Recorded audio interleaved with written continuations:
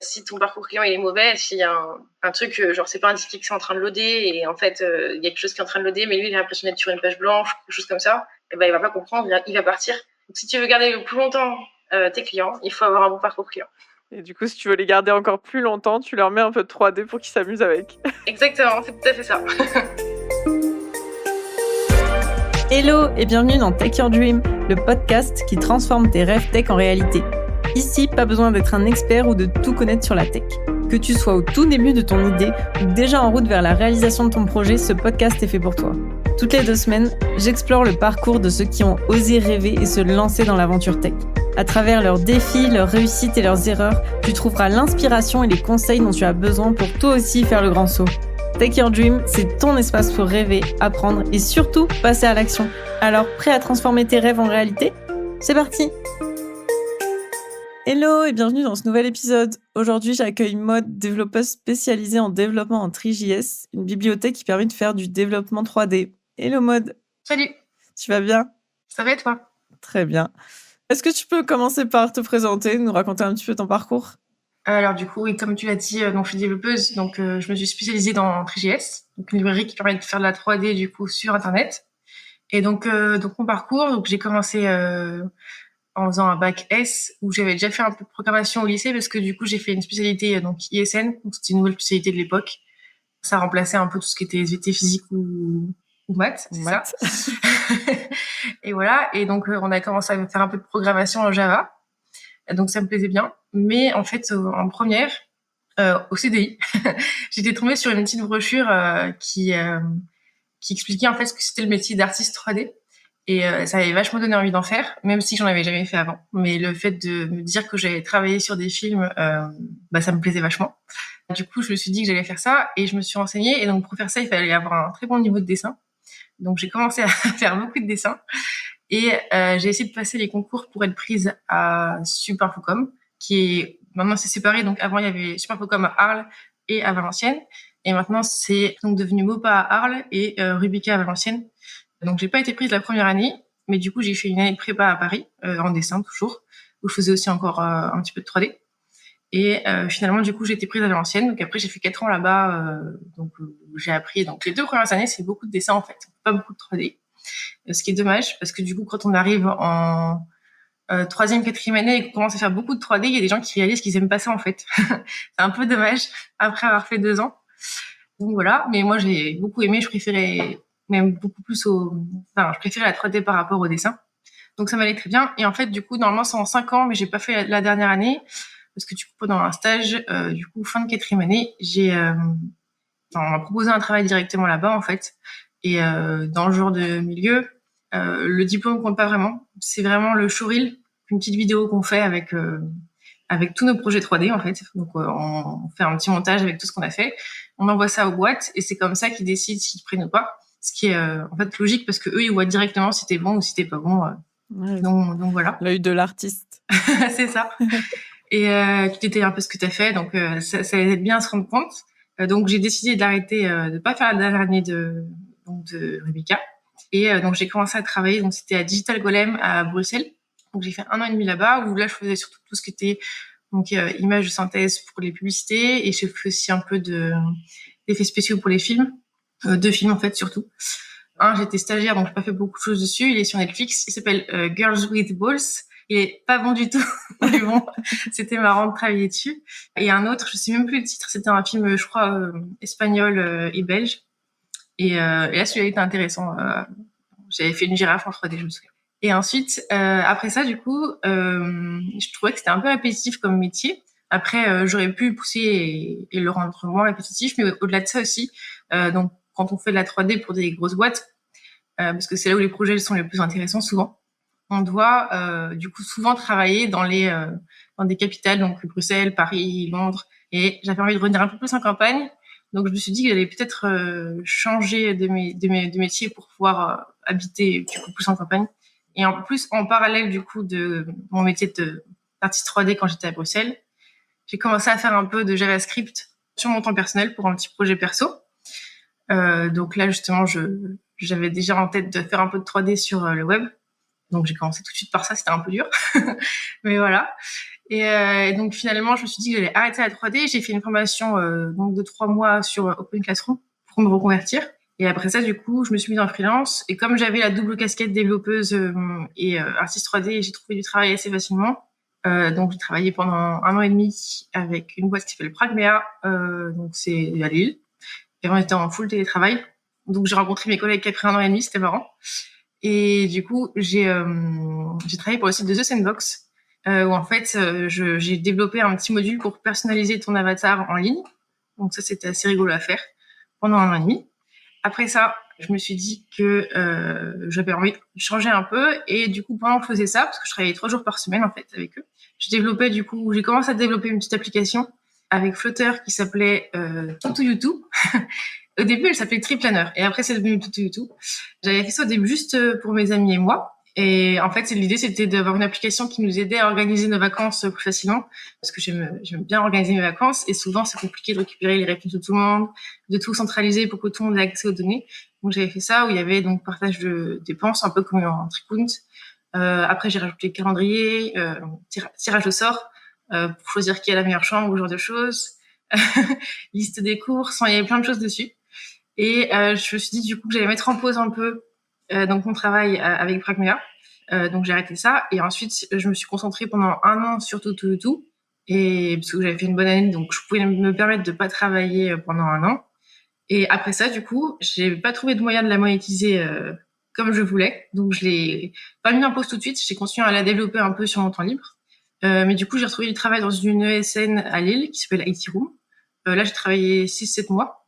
Et on m'a proposé un autre travail où je pouvais refaire la 3D du coup, donc à Stéréographe à Lille. Et là du coup j'ai accepté, donc je travaille là-bas donc depuis décembre 2023. Voilà en gros mon parcours. C'est un peu long. Merci. Et du coup, je voulais revenir un peu sur ton année où tu as fait ton application. Déjà, quand tu t'es mis en pause, quels étaient tes objectifs, à part que tu pouvais te le permettre financièrement, mais qu'est-ce que tu avais envie de créer avec cette application et où c'est que tu avais envie d'aller? C'est une bonne question. En fait, je pense que c'est aussi un peu ça le souci, c'est que j'aurais dû définir vraiment des objectifs dès le début. Et j'y suis allée un peu en mode, j'ai envie de faire ce qui me plaît, je fais ce qui me plaît et je verrai où ça me mène. Et du coup, en fait, si j'avais pensé dès le début peut-être à un moyen de la monétiser, j'aurais fait les choses différemment.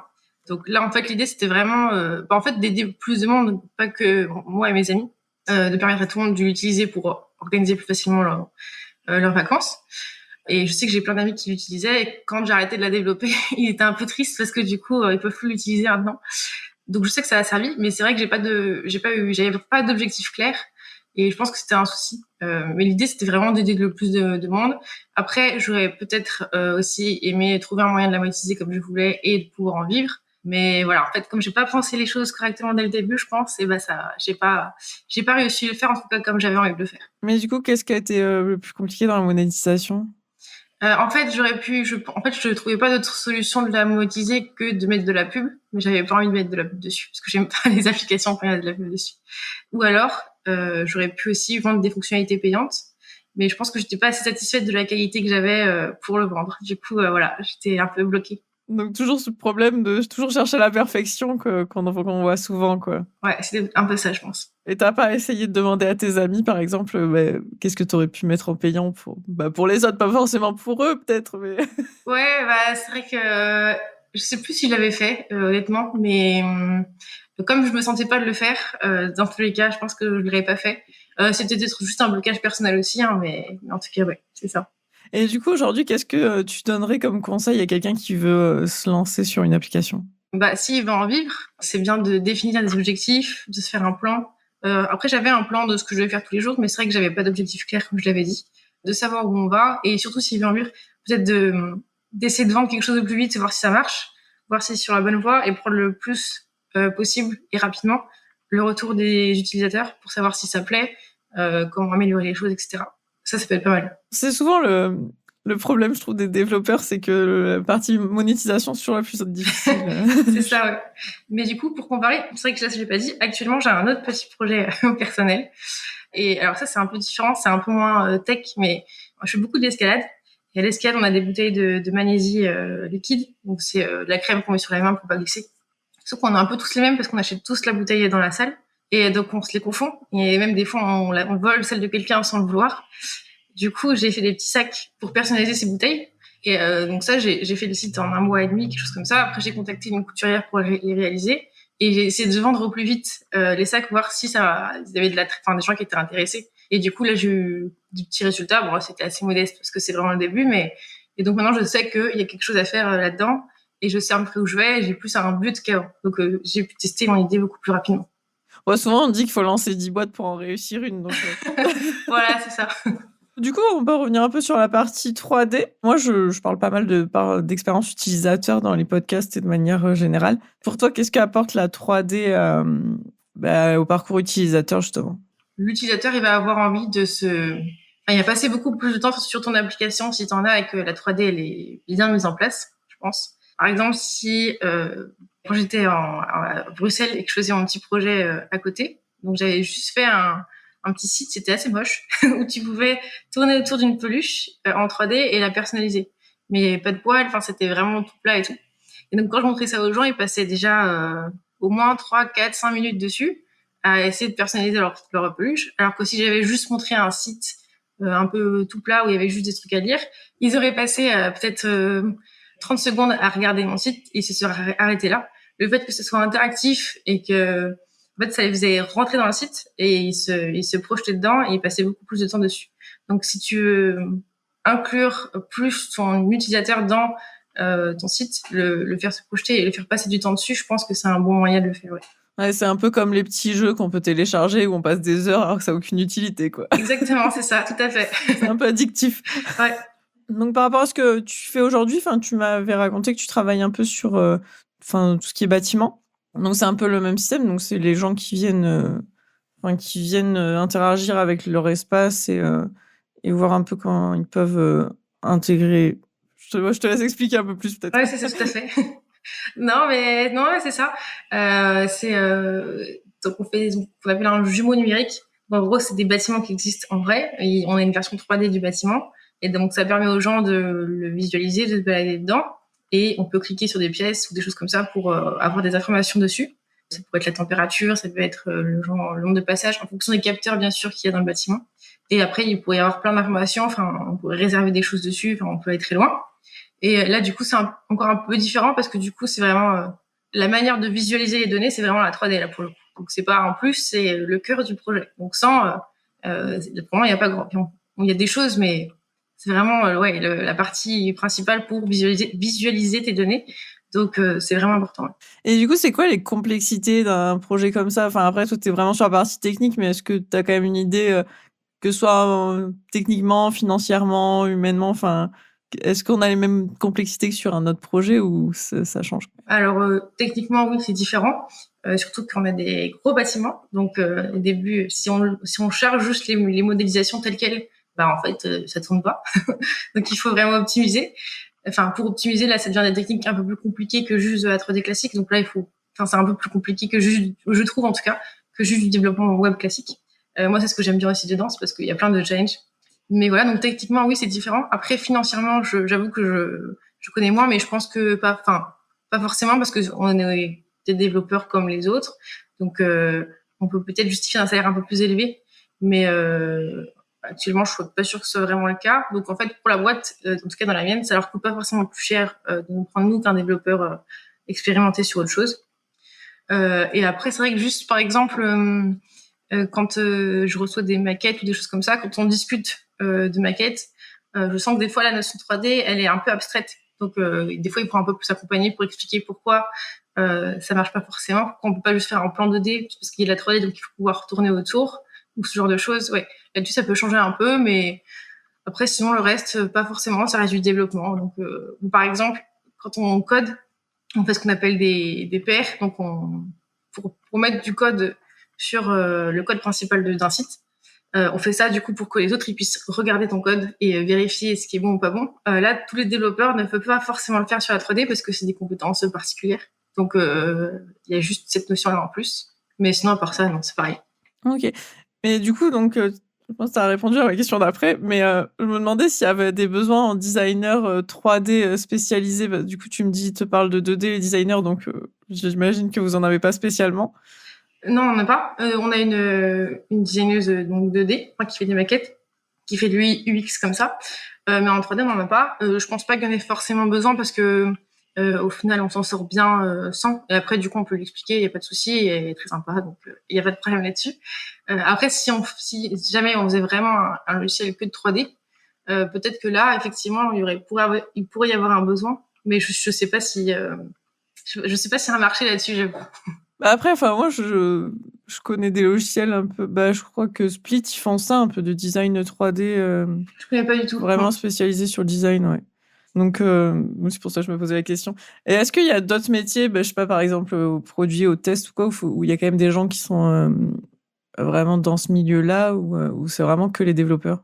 Dans notre boîte, alors il y a les développeurs et il y a aussi la partie des gens qui va modéliser les bâtiments, par exemple. Donc eux, ils font aussi de la 3D, c'est obligatoire. Mais après, donc le développement et cette partie-là, pas forcément. Après, du coup, les gens, ils sont un peu formés aussi en interne pour justement savoir tourner dans la partie 3D, enfin se naviguer, mais c'est pas très compliqué, donc ils prennent vite la chose en main.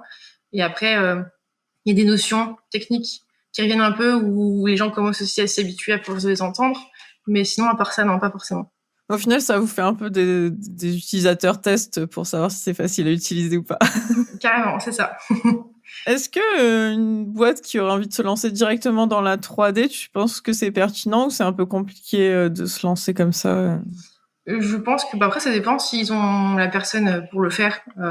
C'est pas forcément plus compliqué, mais après par contre ça prend souvent un peu plus de temps à développer quand même.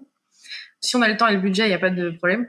Après, si c'est juste pour, comme j'ai dit tout à l'heure, tester une idée, c'est peut-être pas le plus pertinent de commencer par la 3D, parce que du coup, c'est pas ça qui va faire que le site va forcément fonctionner ou pas. Faut que ça peut quand même aider, mais voilà, je dirais ça. Ok, mais est-ce que c'est plus long de développer de la 3D quand même? Après, ça dépend encore une fois quel niveau. Ça dépend si on s'y connaît bien ou pas. Si c'est juste mettre un objet qui tourne sur une page web, là, ça va. Si c'est, comme je disais, charger des gros bâtiments, là, il y a beaucoup d'optimisation à faire et là, c'est beaucoup plus long. Ouais. Et est-ce que par exemple, les dirigeants, le commerce, ce genre de métier, ils ont plus la notion que dans une entreprise classique de la durée du travail? Enfin, moi, je vois souvent les commerciaux, ils disent, bah, ça va prendre 5 minutes, alors qu'en fait, pas du tout. Ouais. Au niveau 3D là, je sais pas j'ai pas beaucoup de contact avec les commerciaux dans cette boîte-là. J'aurais tendance à dire que c'est pareil, qu'ils vont penser que ça soit rapide alors que non. Mais je me souviens quand je faisais du coup plutôt tout ce qui était film et publicité. Là, c'était un peu pareil. Pour eux, ça allait être magique. J'appuie sur un bouton créer une maison et la maison allait être créée toute seule et j'avais rien à faire. Donc ouais, ils ont un peu cette idée-là aussi, je pense. Ok, bon, moi je pensais ils étaient plus compréhensifs, mais non, ok. Non, je pense pas, ouais, je pense pas. Est-ce que tu veux nous partager d'autres choses sur un peu les expériences que tu as autour de la 3D? Non, pas forcément. Après, c'est vrai qu'effectivement, je pense que si jamais on a un site e-commerce ou quelque chose comme ça peut vraiment être intéressant d'ajouter de la 3D pour, surtout si on a des produits qui sont personnalisables, parce que les gens ils vont vraiment se projeter plus facilement dans leurs produits et je pense qu'ils auront tendance à plus l'acheter. Donc là, par exemple, sur mon petit site pour acheter les petits sacs en ligne, je suis en train de rajouter un module. Maintenant, je sais qu'il y a quelque chose à faire pour justement visualiser son petit sac en 3D, tourner autour, le personnaliser comme ça, parce que je pense que ça va apporter quelque chose. J'ai pas encore les résultats, donc je sais pas. Mais voilà. Ok, mais même Amazon ont tendance à le faire de plus en plus aussi, où on peut mettre l'objet dans la pièce pour voir ce qu'il va donner. C'est vrai. Carrément, ouais. Et je sais que par exemple sur le site de Converse, tu peux vraiment pareil tourner autour de tes chaussures, choisir la couleur, etc. Et ça, je pense que ça peut vraiment bien marcher. Et je pense que ça, effectivement, on va peut-être le voir de plus en plus parce que avec les nouvelles cartes graphiques, on peut faire vraiment des choses donc de plus en plus poussées, de plus en plus qualitatives et de plus en plus performantes. Et donc, à mon avis, effectivement, on va pouvoir faire de plus en plus des choses comme ça. Comme l'utilisateur, il passe plus de temps sur ton site et qu'il se projette, il aura peut-être plus tendance à acheter. Et donc, si ça fonctionne bien, voilà. Donc, effectivement, je pense qu'il y a un avenir là-dedans. Ok, mais du coup, est-ce que ça pose pas des problèmes aux utilisateurs qui seraient sur mobile ou sur des ordi un peu plus vieux? Sur mobile, de ce que j'avais vu, ça fonctionne bien quand même, parce que maintenant, on a des téléphones qui sont quand même vraiment puissants aussi. Après, encore une fois, il faut optimiser un petit peu. Mais après, c'est vrai que je pense que ça peut être pratique d'avoir un ordinateur un peu plus vieux à portée de main pour tester, parce que tu pourrais développer sur ton ordinateur avec une énorme carte graphique qui fait tout tourner. Et après, quand tu ouvres sur un autre ordinateur, tu vois que ta scène, elle rame un peu. Donc, que ta partie 3D, l'animation est pas fluide.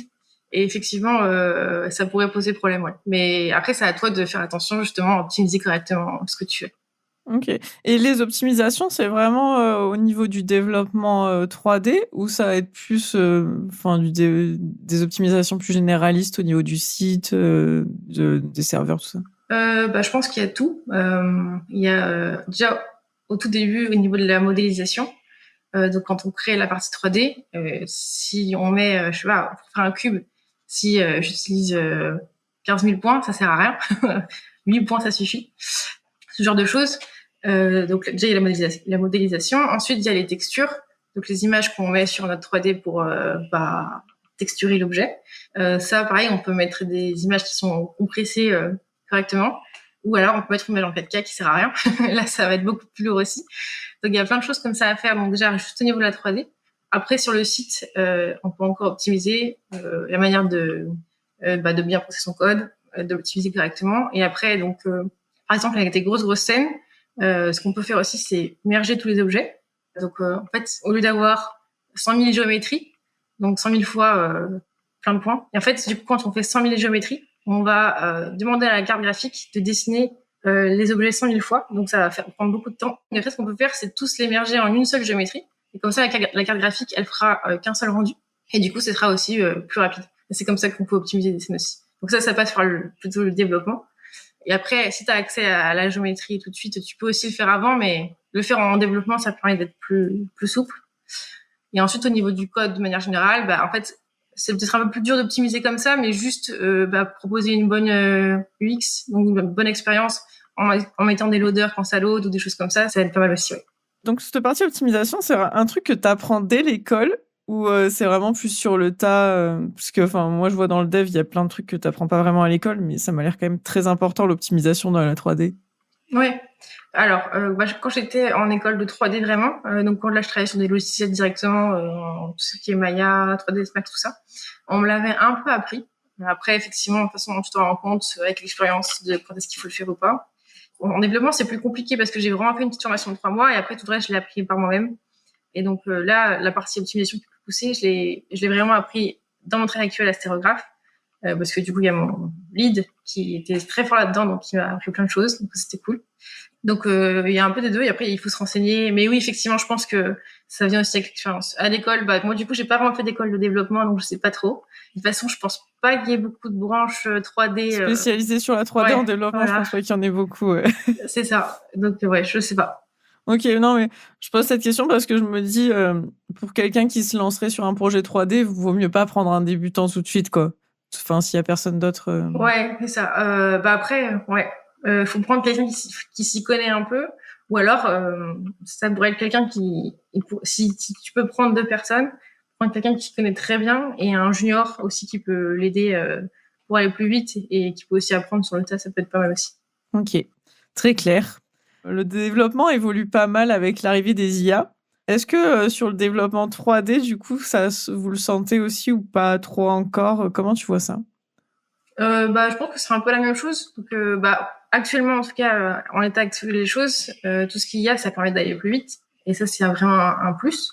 Après, pour le moment, ça peut pas remplacer. Pour le moment, ils proposent pas un code, qui fonctionne du premier coup sur une grosse application, en tout cas, parce qu'après, il y a plein de choses à imbriquer les unes dans les autres. Mais les IA font quand même un bon travail, c'est sûr. Quand on explique bien le problème correctement, souvent, il sort quelque chose de complètement cohérent. Mais par contre, du coup, ça aide vachement quand il y a une notion qui est un peu compliquée à expliquer. En fait, il t'explique très bien, il donne des exemples et pour comprendre des choses. C'est un super prof, en fait, une IA, je trouve. Donc moi, j'en sers vraiment comme ça. Après, avec le temps, est-ce que ça va remplacer les développeurs? Je sais pas. Peut-être pas. Je vois pas dans l'avenir. Mais en tout cas, en l'heure actuelle des choses, c'est vraiment un bon prof. Donc, si jamais tu veux commencer dans ce développement-là et que tu n'y connais rien, ça peut vraiment être un plus pour t'aider à apprendre, je pense. Ok, mais du coup, plus en tant que prof que vraiment essayer de trouver une solution 3D, de le développer directement. Ouais, les deux. Après, moi, j'aime bien l'utiliser comme ça parce que j'aime pas copier du code que je comprends pas parce que quand il bug, tu sais pas pourquoi. Donc, des fois, si jamais je lui demande de me donner un bout de code, si je le comprends pas, je lui demanderai pourquoi il fait ça, etc. Et là, du coup, il m'explique. Et une fois que j'ai bien compris, je le récupère, ouais. Ok. Et du coup, plus sur la partie vraiment modélisation des objets ou quoi, est-ce que, par exemple, tu peux utiliser l'IA pour modéliser un objet et après, toi, l'animer ou des choses comme ça? J'ai jamais essayé, mais il me semble que mon compagnon qui est aussi dans la 3D m'avait dit qu'il avait vu que c'était possible, effectivement, que il y avait des IA qui commençaient à pouvoir modéliser pour toi, ouais. Donc oui, en tout cas, ça m'étonnerait que ça n'arrive pas. Ce serait Ouais, c'est un sujet à suivre. Ouais, exactement. Est-ce que quelqu'un qui voudrait se lancer dans la 3D aujourd'hui, tu lui dirais quoi Bah, il peut. S'il veut faire du développement et qu'il a aucune connaissance en 3D, bah après, moi, je sais que ça m'a vachement aidé d'avoir mon background en tant qu'artiste 3D, parce que j'avais plein de notions que je connaissais déjà. Et c'est peut-être plus facile de les aborder sur un logiciel 3D où on peut visualiser les choses que directement en code. Donc, par exemple, en 3D, par exemple des lumières ou des choses comme ça. Pour les mettre en TriGS, bah en fait, il faut indiquer directement les coordonnées 3D et c'est pas forcément très clair pour se représenter les choses. Donc peut-être juste déjà regarder des tutos pour faire de la 3D sur des logiciels, par exemple sur Blender, qui est gratuit. Ça peut vachement aider, je pense. Essayer de comprendre les notions comme ça. Et après, du coup, peut-être de passer en code avec TriGS ou autre chose. Hein. Je crois qu'il y a aussi Babylon.js que j'utilise pas, mais c'est aussi une autre librairie qui permet de faire la 3D. C'est juste que TriGS, je crois qu'il y a une plus grosse communauté. Donc si tu as des questions, tu as plus de chances de trouver ta réponse. Moi, je connaissais TriGS, mais alors pas du tout les autres. Ouais, bon, voilà. Je crois que c'est quasiment la même chose. Et voilà, et ensuite, bah après, par contre, c'est vrai que peut-être que c'est des notions un peu plus différentes, donc faut s'accrocher un peu, mais après, si t'as envie de le faire, de toute façon, tu trouveras. Et si tu veux pas modéliser, et que tu veux juste intégrer des choses, je sais qu'il y a plein de sites qui proposent des modèles gratuits, donc bon, tu peux très bien en trouver aussi comme ça. Il suffit de taper des modèles gratuits sur Internet de 3D, il y a plein de sites, tu peux en trouver comme ça aussi. Ok. Et les développeurs 3D avec qui tu travailles ou que tu as travaillé, ils ont souvent un passé plus dans le dessin, l'artistique ou pas forcément? Pas forcément. Ouais, j'ai pas travaillé avec beaucoup, parce que quand j'étais sur The Sandbox, j'étais toute seule. En tout cas, en développement web. Après, il y avait une partie jeu où là, il y avait des gens qui travaillaient aussi un peu entre eux. Et là, j'étais un peu toute seule. Après, sur d'autres projets que j'avais fait, donc en freelance, il n'avait pas trop non plus. Là, c'est la première fois que j'en ai vraiment un avec moi. Et lui, je sais qu'il a fait un doctorat, mais en UI UX poussé. Donc lui, c'était assez technique dès le début, je pense. Ouais. Ok. Et tu sais comment il s'est retrouvé sur la 3D en partant de l'UX? Parce qu'il n'y en a pas beaucoup qui... Enfin, j'en vois pas beaucoup qui ont ce parcours. Je sais que pour sa thèse, il a fait un moteur de rendu directement dans Blender, donc quelque chose qui permet de rendre des images en SVG dans Blender directement, en Python.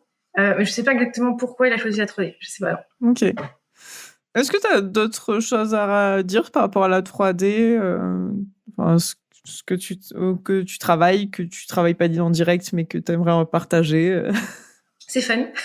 si, si jamais il y en a qui veulent en faire, c'est vraiment rigolo. En tout cas, c'est vraiment interactif. Alors, il faut bien savoir que le truc qui est un peu plus relou avec la 3D, c'est que des fois, il n'y a pas d'erreur. Parce que c'est vrai qu'en développement en JavaScript, souvent, on a des erreurs qui nous permettent de débugger. Alors en 3D, souvent, ça va être ton objet est tout noir et tu sais pas pourquoi. Et du coup, là, pour débugger, c'est un peu plus compliqué parce qu'il va vraiment falloir repasser par tout ce que tu as fait, essayer de vraiment comprendre ce que tu as fait. T'as pas vraiment une erreur qui va te dire ce qui se passe. Donc, des fois, il faut un peu plus s'accrocher que juste du code classique. Mais après, tu peux justement débugger en affichant des couleurs à l'écran. Enfin, c'est une autre manière de faire, une autre manière de voir. Donc ça, c'est vraiment fun aussi. Mais ouais, non, je trouve ça intéressant. Ok. Moi, j'avais fait Enfin, moi, je faisais de l'embarqué avant. Et du coup, bah, c'est un peu pareil. Des fois, t'as pas forcément les retours d'erreur et tu fais clignoter des LED pour savoir ce qui se passe. Ouais, voilà, c'est ça.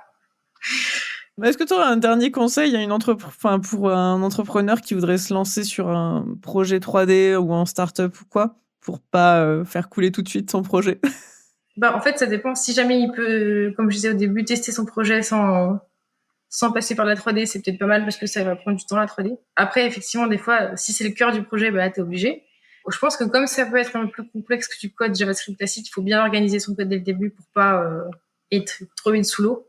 Mais après, je pense que ça peut être valable pour tous les sites aussi. Donc, ça reste quand même un développement assez classique. Ok. Et du coup, une dernière question un peu plus généraliste, pas forcément liée à la 3D, mais tu peux quand même parler 3D. Mais en quoi le parcours client est un élément clé d'un produit réussi? Et bah oui, c'est super important parce que si il est mauvais, tu vas perdre ton client et tu vendras pas ce que tu veux vendre ou ce que tu veux. Enfin, même si c'est pas forcément quelque chose à vendre, si c'est une idée que tu veux amener par un parcours client ou autre, si ton parcours client il est mauvais, s'il y a un truc genre c'est pas indiqué que c'est en train de loader et en fait il y a quelque chose qui est en train de loader mais lui il a l'impression d'être sur une page blanche, quelque chose comme ça, et ben il va pas comprendre, il va partir. Donc si t'as pas un bon parcours client, tu perds des gens, donc c'est dommage. Donc si tu veux garder le plus longtemps tes clients, il faut avoir un bon parcours client. Et du coup, si tu veux les garder encore plus longtemps, tu leur mets un peu de 3D pour qu'ils s'amusent avec. Exactement, c'est tout à fait ça. Du coup, je pense que ça arrive à la fin de ce que j'avais marqué. Est-ce que toi, tu as d'autres choses à ajouter? Par rapport à tout ce que j'ai déjà dit, non, je pense que c'est tout. Voilà. En tout cas, je pense pas qu'il y ait une bonne formation pour en faire. Il faut juste se lancer. En plus, maintenant, il y a plein de tutos, il y a l'IA, tout ça, donc pour apprendre, il y a vraiment plein de solutions possibles. Ouais, après, moi, je trouve qu'il est difficile quand on apprend avec tout ce qu'on trouve sur Internet, c'est qu'il faut pas s'y perdre. Oui, c'est vrai. Il faut rester cadré et en fait, le plus souvent, ce qui peut vraiment aider, c'est d'avoir un but. Donc, par exemple, se dire, je vais faire un petit jeu, de penser à son jeu. Par exemple, c'est un petit bonhomme qui saute sur des planches ou des choses comme ça. Et en fait, si t'as un but et que tu veux trouver une solution pour un truc en particulier, et du coup, ça va être plus facile à trouver que si tu te dis, je vais apprendre la 3D sans but. Et là, du coup, tu vas prendre plein de tutos dans la tête et tu vas pas vraiment savoir quoi en faire. Et si tu pratiques pas derrière, et en plus, c'est vrai que tu vas vite oublier et c'est en pratiquant que tu vas le plus comprendre aussi exactement comment ça fonctionne. C'est vrai qu'avoir un projet quand t'apprends, c'est vraiment essentiel. C'est un super dernier conseil, alors. Merci beaucoup. Comment te contacter si quelqu'un a envie d'en savoir plus, peut-être sur la 3D ou sur ce que tu fais, quoi? Ouais, il peut me contacter du coup sur LinkedIn, souvent je réponds, donc Wetzelner. Et je pense que c'est vraiment le principal moyen. Après, tu peux aussi mettre mon adresse email s'il faut dans la description. Effectivement, de toute façon, je mettrai le lien aussi LinkedIn dans la description si les gens veulent te retrouver. Eh bien, merci beaucoup, c'était super sympa d'en savoir un peu plus sur la 3D. Avec plaisir. Merci d'avoir écouté cet épisode. S'il t'a inspiré ou motivé, abonne-toi, partage-le autour de toi et laisse-moi un avis pour aider encore plus de rêveurs. Toi aussi, tu as une idée, un projet ou une histoire à partager ? N'hésite pas à me contacter, je serai ravie d'échanger avec toi et pourquoi pas de t'accueillir dans un futur épisode. En attendant, souviens-toi, tes rêves sont à portée de main. Il suffit de faire le premier pas. À très bientôt pour un nouvel épisode de Take Your Dream.